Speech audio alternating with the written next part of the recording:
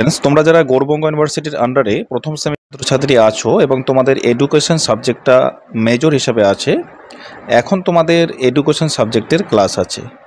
আজকের ক্লাসে আলোচনা করব তোমাদের এমসি 1-এ তোমাদের প্রথম মডেল 1 থেকে যে সমস্ত 5 মার্কের প্রশ্ন তোমাদের রেডি করতে হবে, তোমরা কিভাবে ওই 5 মার্কের প্রশ্নগুলো তোমরা তৈরি করবে এবং তোমরা সহজেই এই 5 মার্কের প্রশ্নগুলো তোমরা কিভাবে তৈরি করতে পারবে। দেখো, তোমাদের এই এমসি 1 পেপারে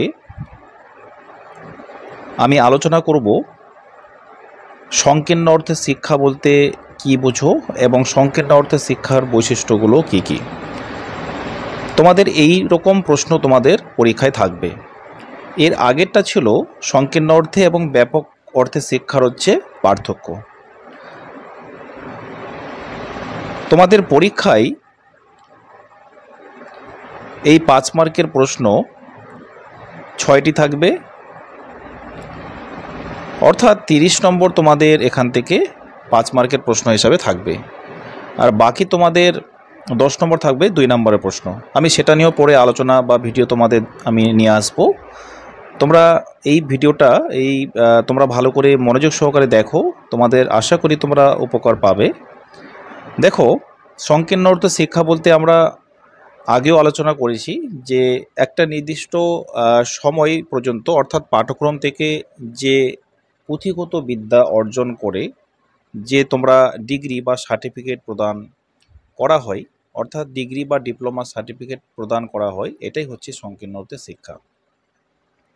দেখো, যে শিক্ষা ব্যবস্থায় শিক্ষার্থীর জীবন বিকাশের অন্যান্য কোনো বিষয়ের উপর গুরুত্ব না দিয়ে নির্দিষ্ট গণ্ডির মধ্যে শিক্ষাকে সীমাবদ্ধ রেখে, নির্দিষ্ট পাঠ্যক্রমের মধ্যে সীমাবদ্ধ রেখে শিশুকে কোনো বিশেষ আর্থসামাজিক উদ্দেশ্য সাধনের জন্য তৈরি করা, তাকে সংকীর্ণ অর্থে শিক্ষা বলা হয়। এই প্রসঙ্গে শিক্ষাবিদ ম্যাকেঞ্জি বলেছেন, সংকীর্ণ অর্থে শিক্ষা বলতে ক্ষমতার বিকাশ ও চর্চা করার যে কোনো সচেতন প্রয়াসকে বোঝায়। তারপরে দ্বিতীয় মত অনুসারে সংকীর্ণ অর্থে শিক্ষা বলতে ব্যক্তির উপর পরিবেশের প্রভাব, তার আচরণ, চিন্তাভাবনা ও মনোভাবের স্থায়ী পরিবর্তন ঘটায়। এরপরে শিক্ষাবিদ ড্রেভারের মতে শিক্ষা হলো এমন একটি প্রক্রিয়া যার মাধ্যমে শিশুর জ্ঞান, চরিত্র এবং আচরণের পরিবর্তন ঘটে।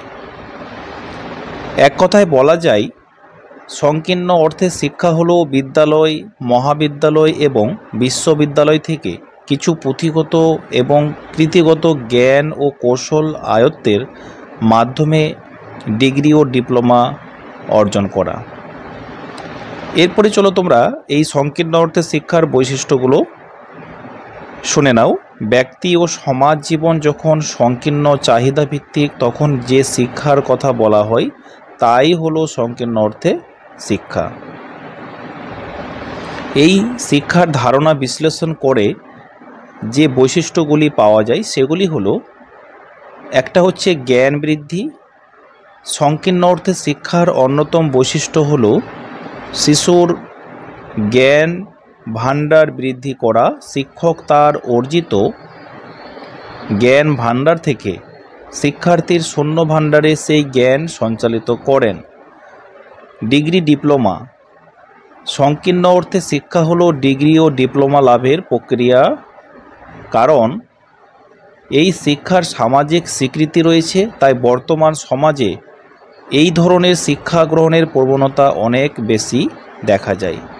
এর পরের পয়েন্টটা দেখো, দাতা ও গ্রহীতার সম্পর্ক। এই শিক্ষায় শিক্ষক ও শিক্ষার্থী হলো দাতা ও গ্রহীতা।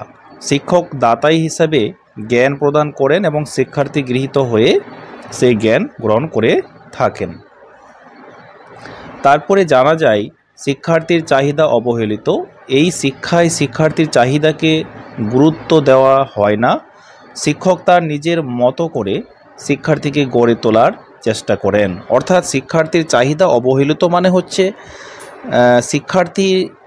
একজন শিক্ষক যে জ্ঞান বা গুরুত্ব সহকারে যে পড়ায় সেই পড়াশোনাটাকে একজন শিক্ষার্থী সেটাকে তার চাহিদার দিকে অবহেলিত হয়। তারপরে দেখো কি বলা হয়, একমুখী প্রক্রিয়া শিক্ষার্থী এখানে নিষ্ক্রিয় শ্রোতা, শিক্ষক যা বলেন শিক্ষার্থীদের তাই গ্রহণ করা ছাড়া আর কোনো উপায় থাকে না।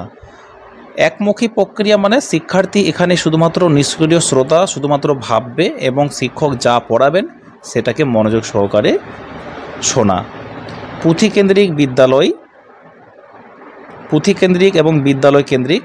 সংকীর্ণ অর্থে শিক্ষার লক্ষ্য হলো ডিগ্রি ও সার্টিফিকেট অর্জন করা, তাই এই শিক্ষা অবশ্যই বিদ্যালয়ের চার দেওয়ালের মধ্যে নির্দিষ্ট পাঠ্যক্রমের মধ্যে সীমাবদ্ধ থাকে। সুতরাং শিক্ষার্থীর চাহিদা ও আগ্রহ গুরুত্ব পায় না পুঁথিকেন্দ্রিক পরীক্ষা কেন্দ্রে, এবং একমুখী সেই অপরিবর্তনীয় শিক্ষাই হলো সংকীর্ণ অর্থে শিক্ষা। এই হলো তোমাদের 5 মার্কের নোটস। তোমরা এই নোটসটাকে ভালো করে তোমরা তৈরি করো এবং তোমাদের এই মডিউল 1 অর্থাৎ MC1 থেকে তোমাদের যে সমস্ত প্রশ্নগুলো পরীক্ষায় তোমাদের রেডি করতে হবে, তার মধ্যে এই প্রশ্নটাও তোমাদের জন্য গুরুত্বপূর্ণ। তোমাদের এরপরে আমি এর পরের ভিডিওতে আরও 5 মার্কের প্রশ্ন নিয়ে আসবো এবং 2 মার্কের প্রশ্নগুলো তোমাদের কি হতে পারে সেটা নিয়েও আমি আলোচনা করব।